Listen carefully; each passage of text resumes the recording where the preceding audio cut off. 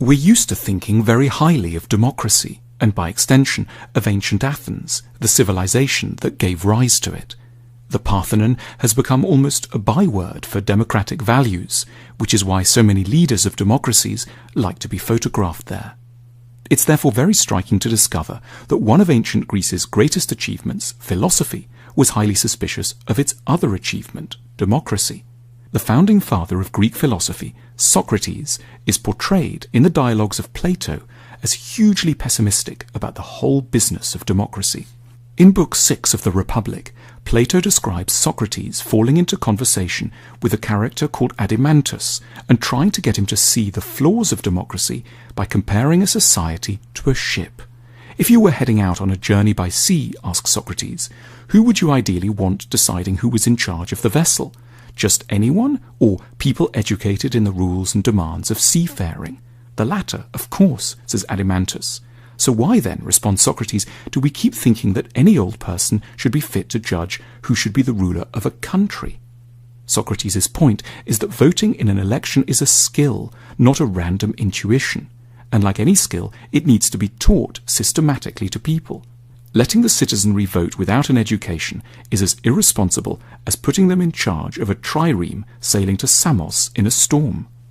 Socrates was to have first-hand catastrophic experience of the foolishness of voters.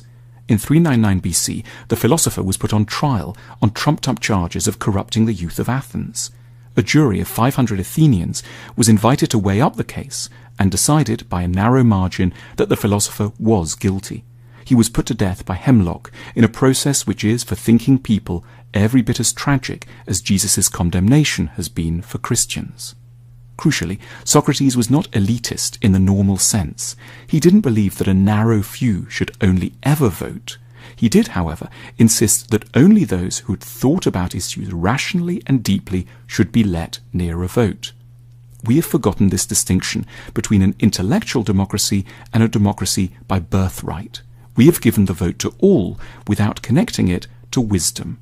And Socrates knew exactly where that would lead, to a system the Greeks feared above all, demagoguery.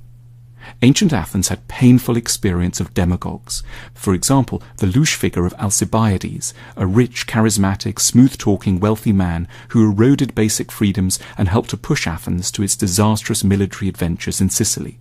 Socrates knew how easily people seeking election could exploit our desire for easy answers. He asked us to imagine an election debate between two candidates, one who was like a doctor and the other who was like a sweet shop owner. The sweet shop owner would say of his rival, "Look, this person here has worked many evils on you. He hurts you, gives you bitter potions, and tells you not to eat and drink whatever you like. He'll never serve you feasts of many and varied pleasant things like I will." Socrates asks us to consider the audience's response. Do you think the doctor would be able to reply effectively?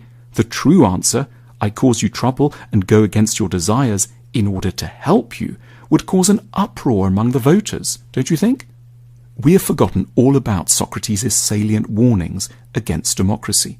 We have preferred to think of democracy as an unambiguous good, rather than as something that is only ever as effective as the education system that surrounds it. As a result, we have elected many sweet shop owners and very few doctors.